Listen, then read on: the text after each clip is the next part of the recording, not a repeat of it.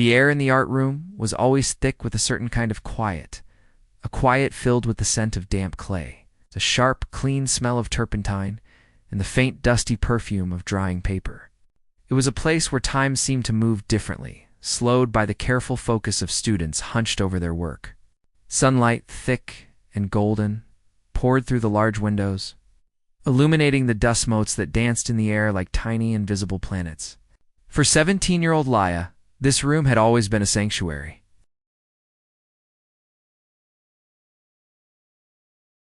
Leaving only the space between her and the canvas. Today, however, the sanctuary felt more like a stage, and she was waiting for a spotlight she didn't want. Her heart was a frantic drum against her ribs, each beat a countdown to the moment she would have to stand up and explain the piece that was sitting on her easel. It wasn't like the others. She had seen the other students work as they set it up for the critique.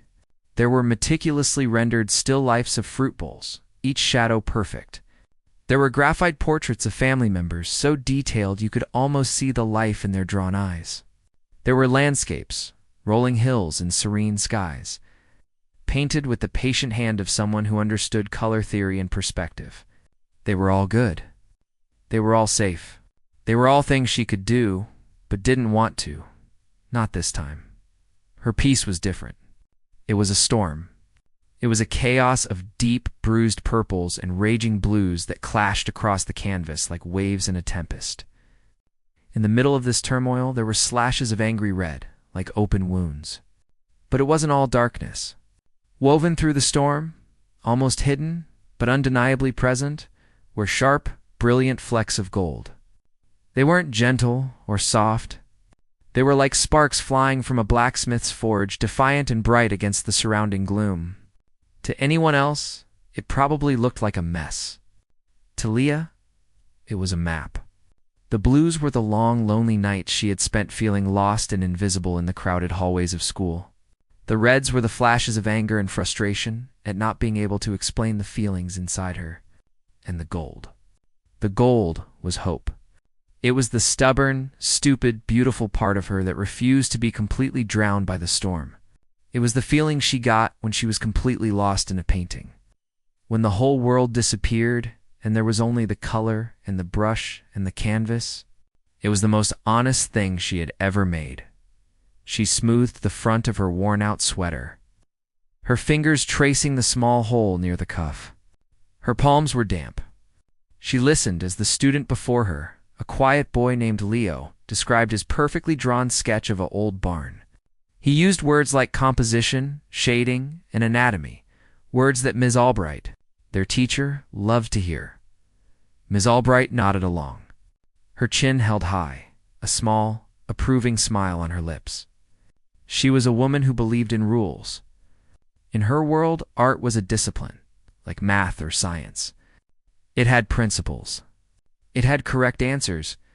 An artist, she often said, must first master the craft before they can ever dare to call it art. "Lovely work, Leo," Ms. Albright said when he was finished. "Excellent use of cross-hatching to define the wood grain. You have a steady hand." Leo beamed, a genuine flash of pride on his face, and took his seat. "Leah," Ms. Albright's voice cut through the quiet hum of the room.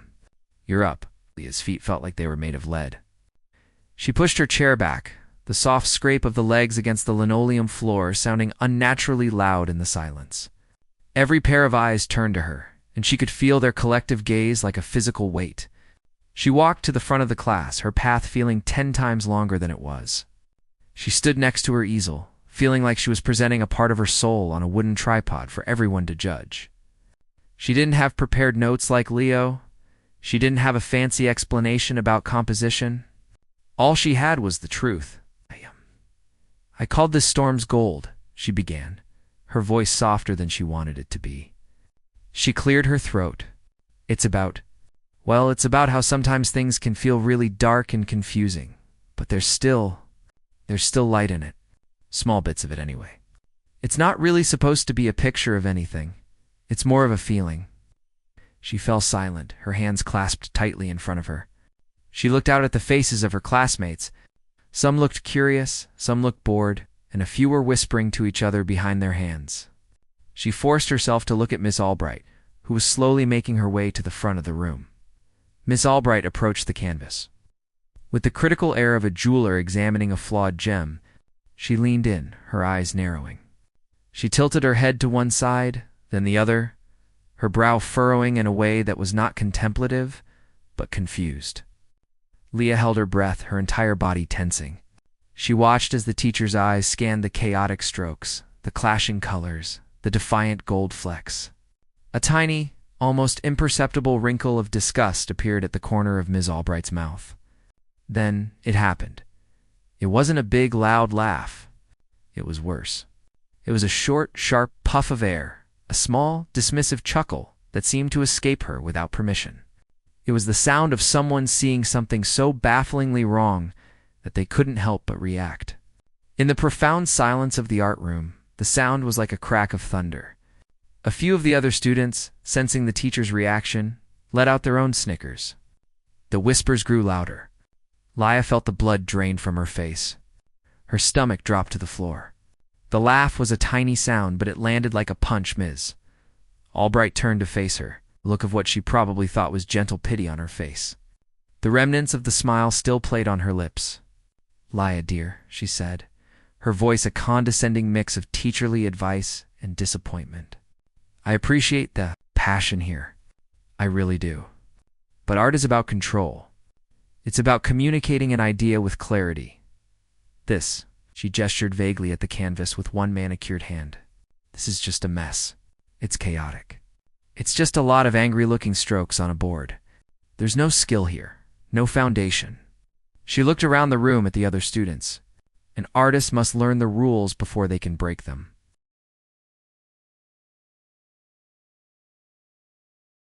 She turned back to Leah, her expression softening in a way that was somehow even more painful. "I know you can do better than this. I've seen your still lifes. Perhaps you should stick to the fundamentals for a while. Get back to basics." The words hung in the air, each one a small, sharp stone. Leah felt a hot, prickling flush of shame crawl up her neck and onto her cheeks. She wanted the floor to crack open and swallow her. She wanted to disappear. The painting wasn't just a painting anymore. It was a public declaration of her failure. Her storm hadn't been understood. It had been laughed at. Her gold had been called a mess. She couldn't speak. She couldn't even look at her teacher. All she could do was stand there, feeling the weight of every stare, hearing the echo of that one small, devastating laugh in her head. Without a word, she turned away from the easel. She walked back to her seat, her movements stiff and mechanical. She just kept her eyes on the worn wooden floor, each step an effort. When she sat down, she didn't take out her sketchbook. She didn't look at the clock. She just stared at the empty space on her desk.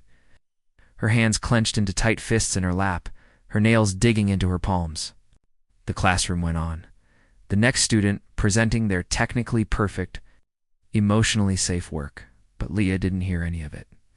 All she could hear was the sound of her own heartbeat, and the ghost of a laugh that had just broken something inside her. Asterisk, the walk home from school was a blur. Usually Leah savored this part of her day, the time between leaving the school's heavy doors and reaching the safety of her own room. It was a transition period, a shedding of the day's anxieties. But today, the world felt flat and gray. The bright green of the lawns she passed seemed muted. The cheerful chirping of sparrows sounded like screeching metal in her ears. The laughter from the art room wasn't fading. It was growing louder, replaying itself in a continuous, cruel loop inside her head. Each step felt heavy, as if she were wading through thick mud. She kept her head down, her eyes fixed on the cracks in the pavement, not wanting to make eye contact with a single soul. It felt as if everyone she passed could see the shame clinging to her like a second skin. That they all knew she was the girl whose art was so bad it was funny. When she finally pushed open the front door to her small house, the familiar smell of her mother's cooking, usually a comfort, did nothing to soothe the raw ache in her chest. It just smelled like a normal day in a house where she felt anything but normal. She kicked off her shoes, not bothering to line them up neatly by the door like she usually did, and trudged up the stairs to her bedroom. The painting was there, propped against the wall where she had left it that morning, full of a hope she no longer possessed. The canvas, which had felt so alive and vibrant when she was putting the last strokes of gold on it, now seemed to be staring back at her accusingly. The violent blues and purples looked less like a storm and more like a giant, ugly bruise. The defiant flecks of gold no longer looked like sparks of hope. They looked like cheap, glittery mistakes. Miss Albright's voice echoed in her mind. This is just a mess. No skill here. Stick to the fundamentals. The teacher was right, wasn't she? What was she thinking? She wasn't an artist. She was a kid with some paint and too many confusing feelings. Pretending to be something she wasn't. A wave of anger and self-disgust washed over her. She wanted to destroy it. She wanted to take a tube of black paint and smear it all over the canvas, obliterating the evidence of her humiliation. She wanted to slash it with a box cutter. It was the physical reminder of her most public and painful failure. Standing there, staring at the very thing she had poured her heart into, she felt a profound sense of loss. It wasn't just a painting she had lost confidence in. It was herself. A soft knock at her door broke her trance. "Laya, honey. You home?" Her mother's voice was gentle, the way it always was. Laya quickly wiped at her eyes, not realizing she had started to cry. "Yeah," she mumbled, her voice thick. The door creaked open slowly, and her mother stepped inside. She didn't ask how her day was right away. She had a way of knowing when to just be present. She carried 2 mugs of steaming tea, and she placed one on Leah's cluttered nightstand. Her eyes fell on the painting, and she didn't immediately say anything. She just looked at it, her expression unreadable, but calm. She was not an artist herself. She was a nurse, a woman who dealt in tangible things, in blood pressure and bandages and charts. She saw the world in a very practical way, but she also saw her daughter. "It's very loud, isn't it?" her mother said, her voice soft. She wasn't looking at the technical aspects, the mess that Ms. Albright had seen. She was looking at the feeling. Laya let out a shaky breath, the first sound of release she'd allowed herself since leaving the classroom. Ms. Albright laughed at it. Her mother's gaze shifted from the painting to her daughter's face, and the gentle warmth in her eyes was replaced with a flicker of something protective. She laughed. "Out loud?" Laya nodded, not able to speak. She just stared at the ugly pattern on her rug. She said it was a mess, that it wasn't really art. She told me I should stick to the basics. Saying the words out loud to her mother, the one person who was always on her side, made the shame feel both heavier and, strangely, a little lighter. Her mother walked closer to the canvas, studying it more closely. She reached out a hand, her fingers hovering just above the painted surface, as if feeling the energy coming off it. "It feels angry," she said quietly. "And it feels hopeful too, but a very stubborn kind of hopeful." She looked back at Laya, her eyes full of a knowing sadness. "Some people don't know what to do with a truth they don't recognize, honey. It makes them uncomfortable, so they call it a mess." Leah looked up, surprised by her mother's words. She expected sympathy, maybe even anger on her behalf, but this was different. This was understanding. "A teacher," her mother continued, her voice still low. "She probably likes beautiful, tidy things. Things that fit in a frame and match the curtains. Some things aren't meant for that. Some things are meant to break the frame." That night, after Laya had finally fallen into a restless sleep, her mother lay in bed, the image of her daughter's defeated face replaying in her mind. She knew that a teenager's world could be cruel, and that a teacher's words, especially a teacher in a subject they loved, could carry the weight of 1,000 opinions. She felt a fierce motherly need to fix it, to somehow prove to Laya that what she had made was real and valuable. But how? She couldn't march into the school and demand an apology. That would only make things more awkward for Leah. She couldn't say "I told you so" when Leah was finally proven right. Because you couldn't force that kind of vindication. It had to come from an outside source, someone whose opinion Laya would respect more than a doting mother's. It had to come from the art world itself. Her mind started turning. She picked up her phone from the bedside table, the screen's glow illuminating her face in the dark room. She wasn't an expert in art competitions, but she knew how to use the internet. She typed in a search, Online art contests for young artists. Pages of results came up. Some were small, local things.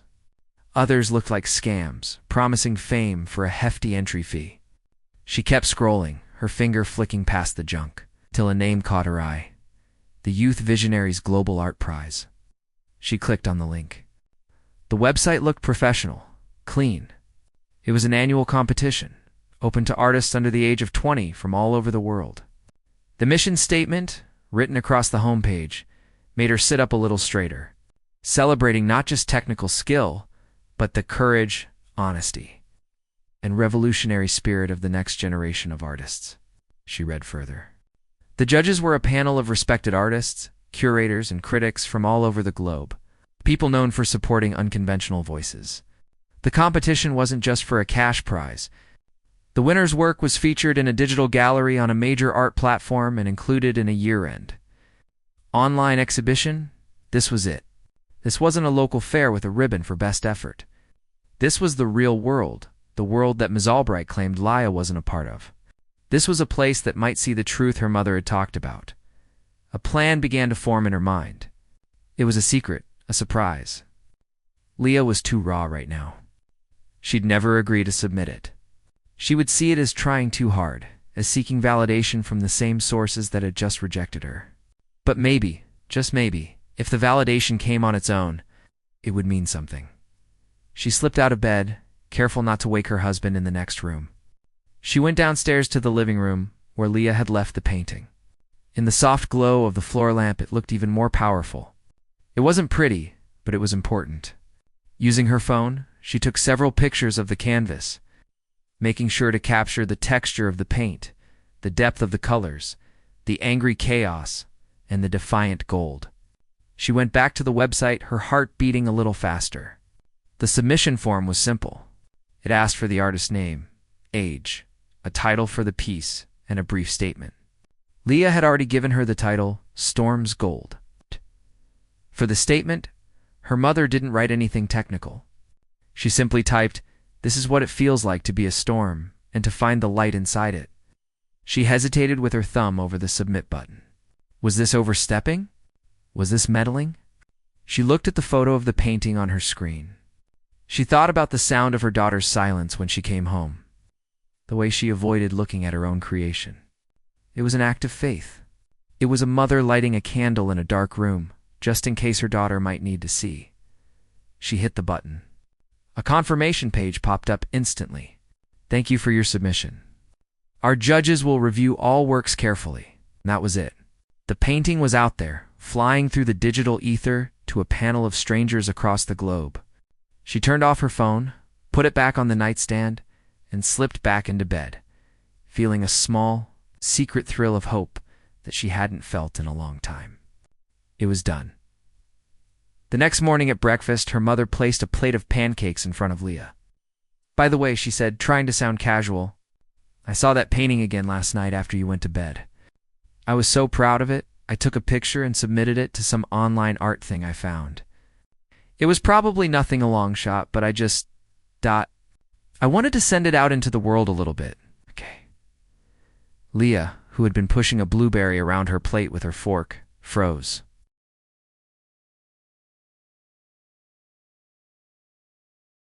"Mom, why would you do that?"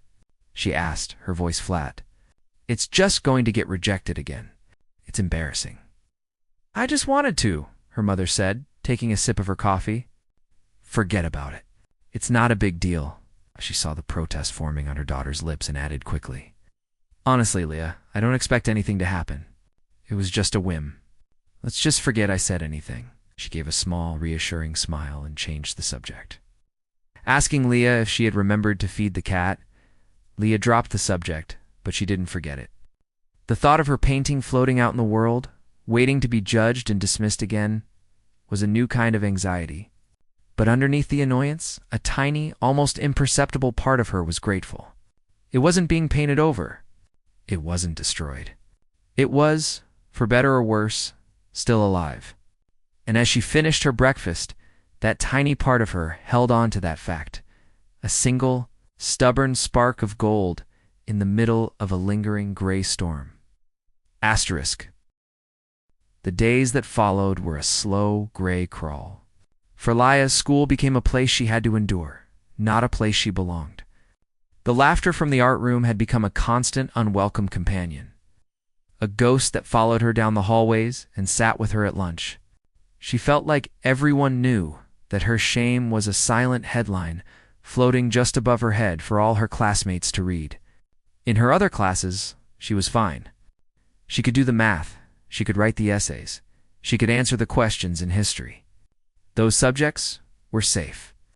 They had right answers and wrong answers, clear rules you could follow to succeed.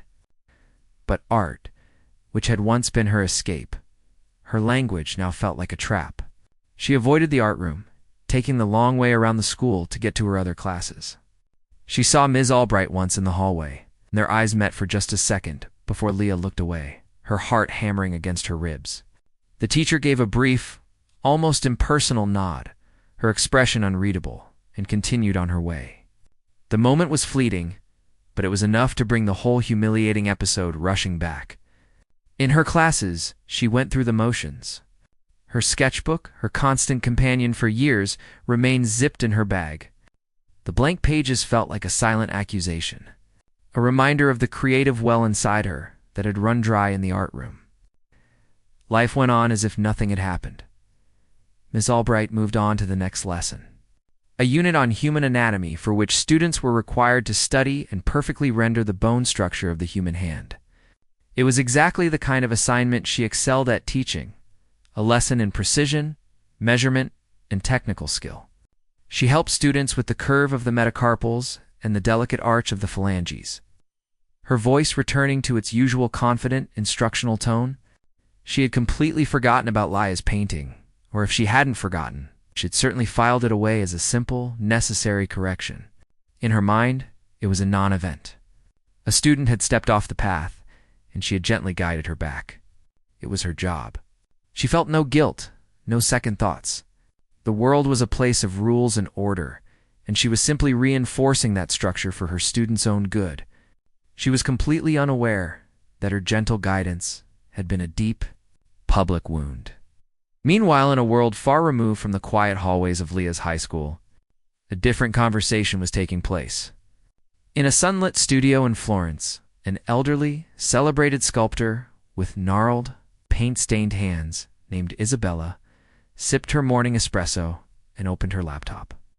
In a minimalist apartment overlooking the skyline of Tokyo, a young, influential curator named Kenji scrolled through a feed of images on his tablet. In a bustling gallery in New York City, a sharp-witted art critic named David adjusted his glasses and leaned closer to his large desktop monitor. These three, along with four others, were the judging panel for the Youth Visionaries Global Art Prize. They had spent weeks wading through thousands of submissions from over 60 countries. The work was often tedious. Many of the pieces were technically brilliant but soulless. Perfectly rendered photorealistic portraits, landscapes that looked like they belonged on a postcard, and abstract pieces that felt like imitations of famous artists from the past. They were all competent, but they lacked one crucial element: a voice. Isabella, the sculptor, had grown weary of seeing beautiful things that said nothing. Kenji, the curator, was tired of art that was safe, that played by the rules of the market. David, the critic, was bored by work that didn't challenge him, that didn't make him feel something new. "I'm growing numb," Kenji had written in an email to the group earlier in the week. "It feels like I'm looking at thousands of variations of the same polite conversation." They were nearing the deadline to select the finalists and, eventually, the winner. The pressure was on. Then, one by one, they came to the file labeled Petrova_Leah_Storm, single quotes goes. Gold JPG. David saw it first. He clicked on the image, and it filled his screen. He leaned back in his chair, a small smile touching the corners of his mouth. "Well now," he said to himself. "Here we go." It was chaotic. It was raw. It was a scream and a whisper all at once. He immediately forwarded it to the group chat with the judges. "Group screen 73 Petrova. Let's talk." Out. In Florence, Isabella opened the image. She peered at it, her eyes, which had seen countless masterpieces, studying the canvas with a focused intensity. She saw the angry slashes of red, the oppressive swirls of blue. She saw the reckless abandon in the application of paint, but she also saw the gold. The way it didn't just sit on top, but seemed to be struggling to break through from underneath, like light forcing its way through cracks in the earth. It reminded her of her own early days, when she was a young woman in a male-dominated field, chiseling her anger and her hope into blocks of marble. Long before she learned the refined techniques that would make her famous, "This is a soul on fire," she typed back. Untrained, perhaps, but beautifully, painfully honest. This artist isn't painting a picture. She is bleeding onto the canvas. In Tokyo, Kenji zoomed in on the texture of the paint. He could almost feel the gesture, the energy of the artist's arm. He saw the lack of technical polish not as a flaw, but as a mark of authenticity. "There is no fear here," he wrote to the group. "This is the kind of work that reminds us why art began in the first place. Not for decoration, but for exorcism." The digital conversation began to heat up. Some judges felt the rawness was too much, that it needed more refinement. But the three who had responded so passionately championed the piece. David, the critic, wrote a short, fiery defense of it. "We have been given 1,000 polite, well-behaved paintings this year. Here is one that refuses to behave. Here is one that has the courage to be ugly in order to tell the truth. This is not a mess. It is a battle. The battle is the point." The conversation shifted from, "Is this good?" to "What is this saying?" They debated the meaning of the gold, the nature of the storm, the emotion behind the brushstrokes. They were no longer just judging a painting. They were having a conversation with it. Storm's gold became a benchmark, the piece against which all others were now measured. It had brought the entire panel to life, while Leah sat in her third period history class, mindlessly doodling geometric shapes in the margins of her notebook. Her painting was the center of a passionate debate among some of the art world's most influential figures. As she ate a solitary lunch at a table in the corner of the cafeteria, her artwork was being forwarded among the judge's assistants with notes like, "You have to see this," while she sat at home after school. Scrolling aimlessly through her phone, trying to drown out her own thoughts, the judges were preparing to make their final decision. They narrowed the field to 20 finalists, and Storm's gold was at the very top of the list. The next day, they voted on the winner. It was not a unanimous decision at first, but after Isabella, the sculptor, shared the story of her own early raw work, the mood shifted. They were not just looking for the best artist. They were looking to champion a vision, a spirit. They were looking to encourage the kind of courage that could not be taught in a classroom. The final vote was tallied. La Petrova, the 17-year-old who had stopped drawing in her sketchbook, was the winner. Later that day, the school's principal, Mr. Davies, was going through his usual mountain of emails. Most were routine maintenance requests, meeting confirmations, newsletters from the district. Then one email subject line caught his eye, urgent and exciting news regarding a student. It was from the director of the Youth Visionaries Global Art Prize. The email was formal and effusive. It was with immense pleasure and honor, it stated, to inform him that a student from his school, a 17-year-old named Leah Petrova, had been selected as the grand prize winner of their 2024 competition. Chosen from a pool of over 10,000 international submissions, the email went on to praise the unparalleled emotional honesty and raw power of her piece. Storm's Gold had mentioned that the story would be featured in several major art publications. Mr. Davies read the email and read it again. He leaned back in his chair, a slow, wide smile spreading across his face. Leah Petrova. He knew the name. A quiet girl, a bit of an outsider, but always with a sketchbook in her hands. An art student.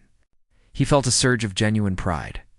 This was the kind of story that made his job worthwhile, the kind of success that couldn't be measured by test scores.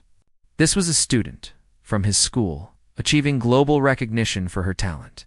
He couldn't keep this to himself. This was news for the whole school to celebrate. He picked up his phone and dialed the front office. "Could you please get me a connection to the PA system?" he said, his voice buzzing with excitement. "I have an announcement I'd like to make to the whole school. Right now." Back in the cafeteria, Leah was just gathering the trash from her tray. The usual din of conversations and clattering trays was a dull roar she was used to tuning out. Then a voice cut through it all, a voice that everyone recognized. It was the principal, coming over the PA system, his voice clear and filled with a palpable energy. "Good afternoon, students and staff," Mr. Davies began. "It is not often that I have the honor of interrupting your day with truly exceptional news. But today is one of those days. It is with enormous pride that I am able to announce that one of our very own students has achieved a remarkable victory. Congratulations to our own Leah Petrova, winner of the 2024 Global Youth Visionaries Art Prize." Asterisk, the name hung in the air of the crowded cafeteria, a single, impossible word. Leah Petrova, winner. Global Art Prize. For a split second, the world seemed to stop. The clatter of a dropped tray, a distant shout from the gym, the hum of the ventilation system, it all went silent. Leah stood frozen next to her table, a crumpled napkin still in her hand.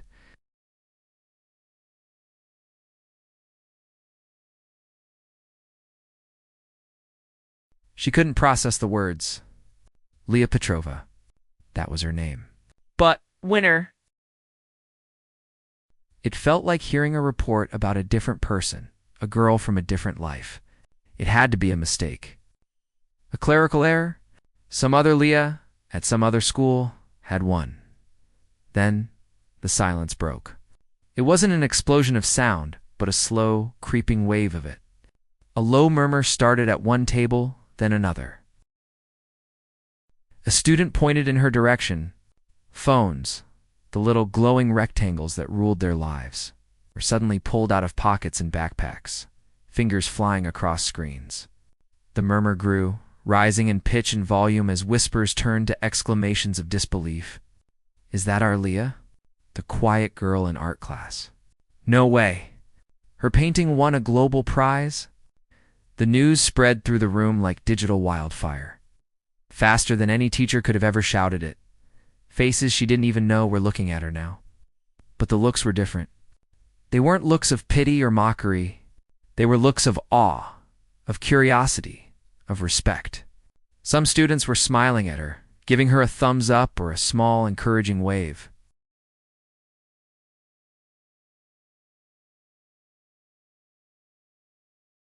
The transformation was instantaneous and bewildering.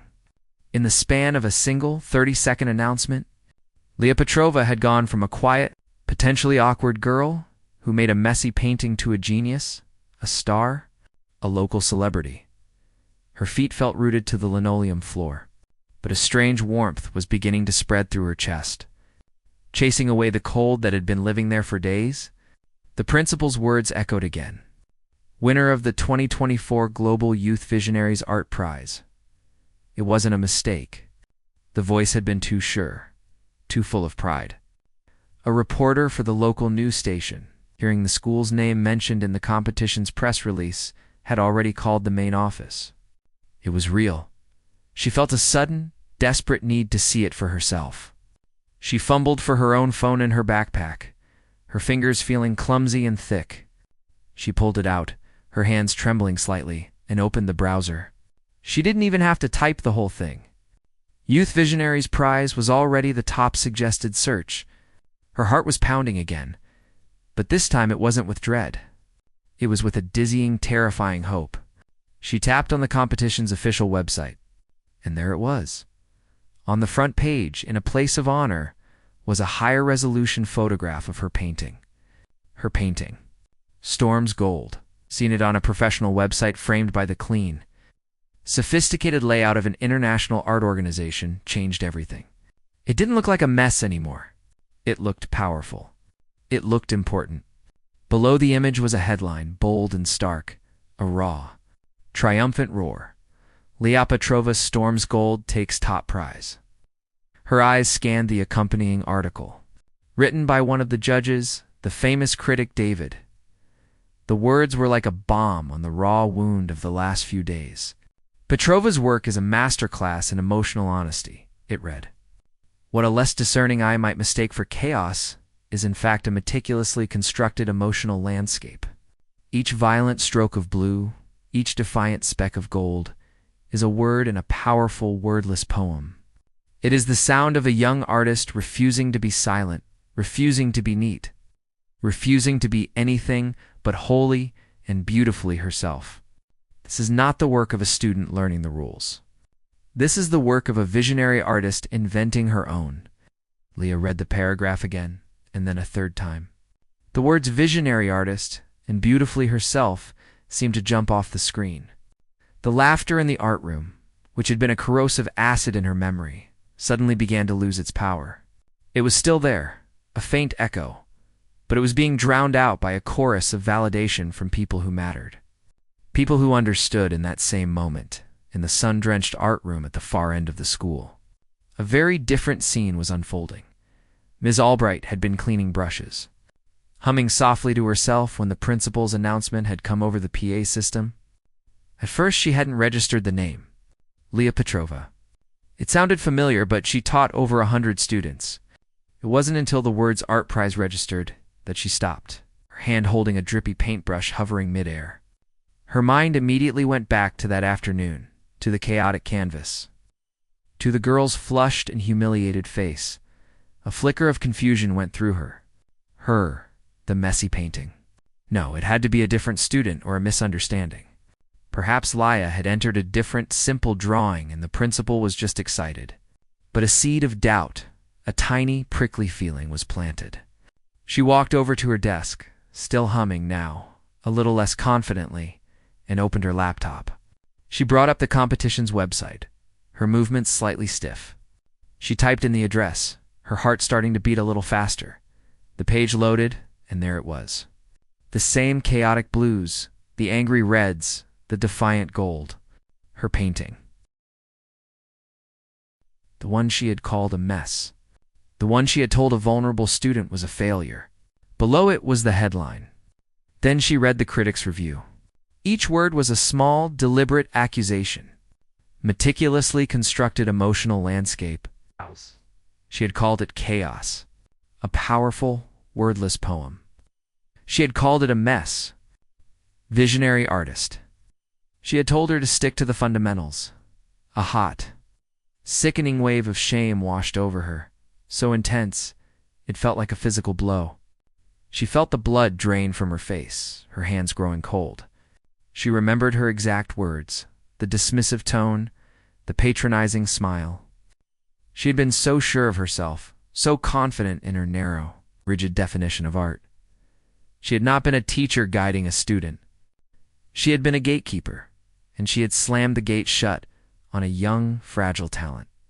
And now her mistake was public. Her failure as a teacher was being celebrated on the front page of a global art website, the art room. Her place of control and order suddenly felt like a cage. She leaned back in her chair, the critic's words echoing in the quiet room. The work of a visionary artist inventing her own, she had tried to force that vision into a box. She had tried to make it follow the rules. And the world, the real, professional art world, had looked at her rules and laughed them off, celebrating the very chaos she had ridiculed. The judgment wasn't coming from a disappointed parent or a vindicated student. It was coming from the entire establishment she so desperately wanted Leah to belong to. They were not just validating Leah. They were, in a way, condemning Ms. Albright, and the silence of her classroom felt heavier. It's more accusatory than any student's laughter ever could. The story didn't stay within the school walls for long. The local news crew, alerted by the principal's office, arrived before the last bell. They wanted an interview. Leah, overwhelmed and scared, managed to say a quiet no at first. But then she saw her mother, who had been called and had rushed to the school, standing in the hallway with tears in her eyes. Her mother just nodded at her, a small, encouraging smile on her face. Leah took a deep breath and agreed. She stood in the quiet library, the bright lights of the camera feeling like a small sun. The reporter, a kind-faced woman with a gentle voice, asked her questions. "What inspired you, Leah? the reporter asked. Leah surprisingly didn't talk about Ms. Albright. She didn't talk about the humiliation.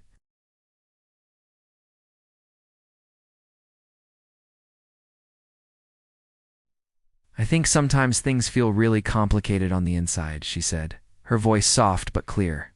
And it's hard to find the words for it. Art was the only way I could say it. I just wanted to be honest about that feeling, that it's not always pretty, but there's still light in it. I guess the most important thing is to be true to what you have to say, even if you're the only one who understands it at first. When the reporter asked if she had a message for other young artists, Leah thought for a moment. Don't let one person's opinion, or even 100 people's opinions, be your final word. The only opinion that really matters about your art is your own. You have to keep painting for yourself.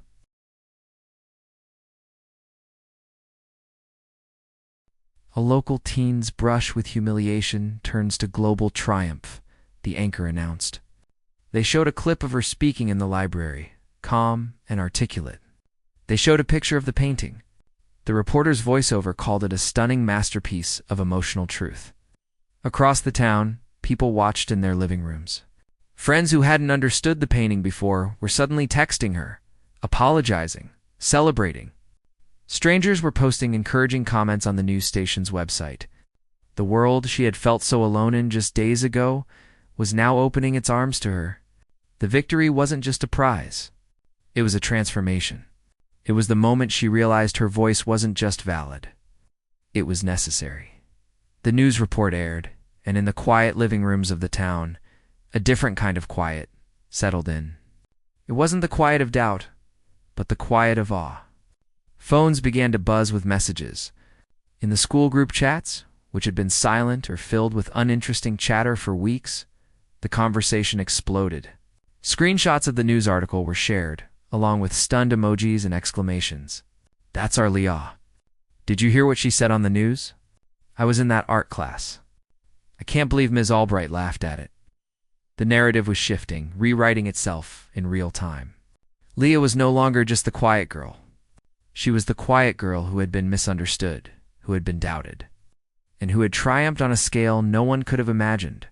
Her story had become a legend overnight. The next morning at school was unlike any morning Leah had ever experienced. The hallway felt different. The weight of shame that had been clinging to her for a week had been lifted, replaced by a light, almost electric energy. People she had never spoken to before were smiling at her. A sophomore she didn't know gave her a shy thumbs up. A jock from the football team, who she would have expected to mock her, stopped at her locker. Hey, Leah, he said, rubbing the back of his neck awkwardly.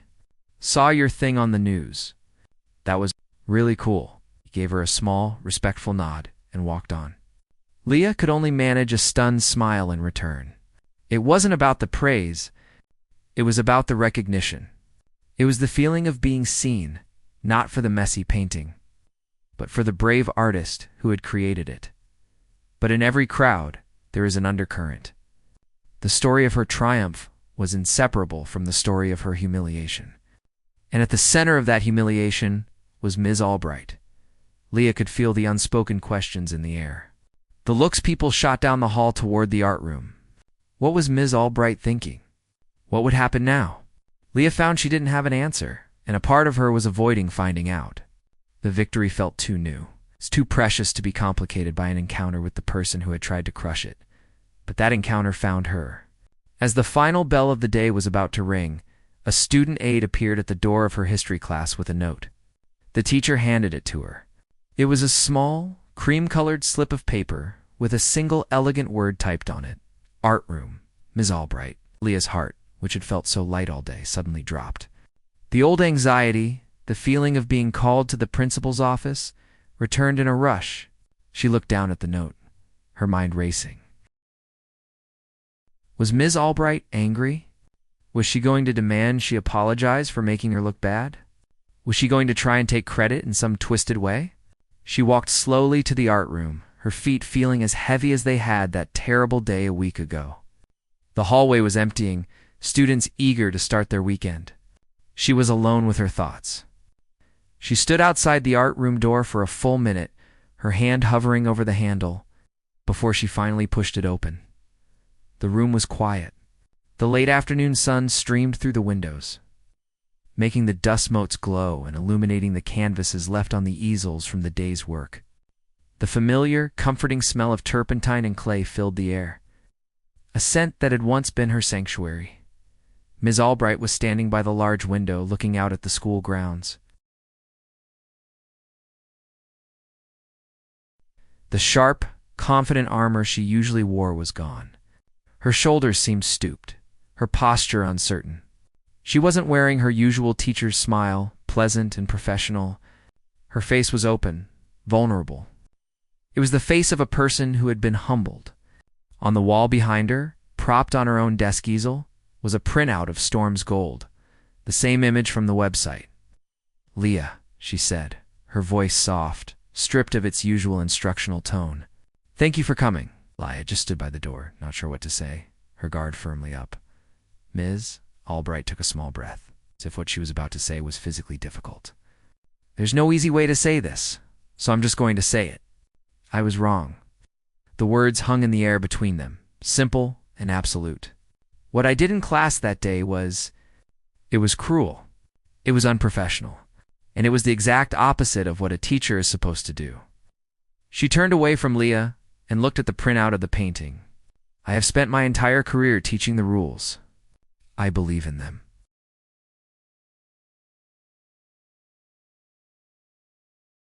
And when I saw your work, I didn't see the structure. I only saw the chaos. It made me uncomfortable because I couldn't categorize it, couldn't fit it into my neat little boxes. So I dismissed it. I laughed because I didn't know what else to do." She turned back to face Leah, and her eyes were glistening. But that critique, the one by David ... He called it a meticulously constructed emotional landscape. He saw the structure that I was too blind to see.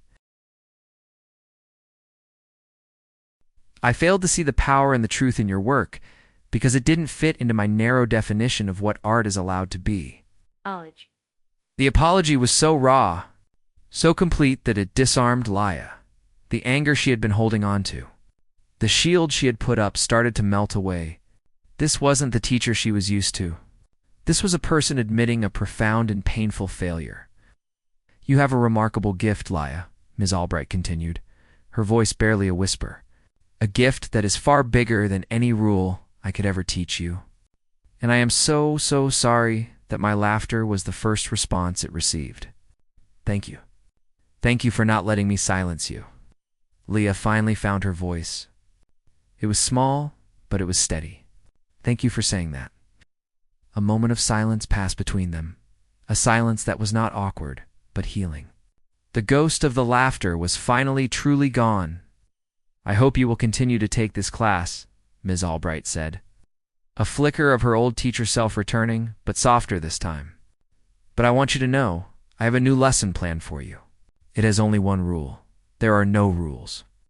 A small, genuine smile touched Leah's lips. "I'd like that." The incident became a permanent part of the school's history. It was told and retold, evolving into a fable of sorts. For students, it was a story about courage and believing in yourself, even when no one else does. For the teachers, it was a powerful lesson in humility.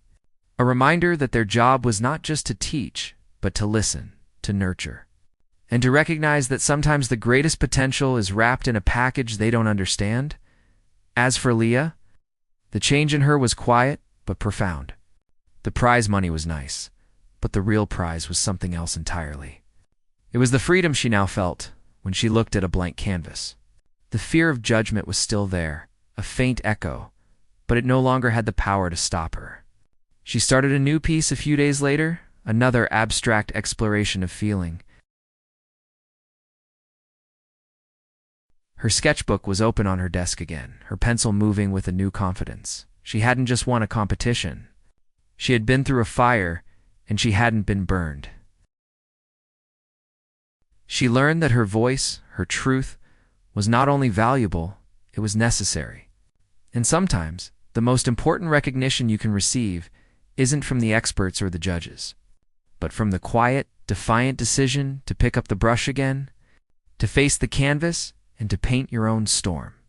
No matter who might be watching, and no matter who might laugh,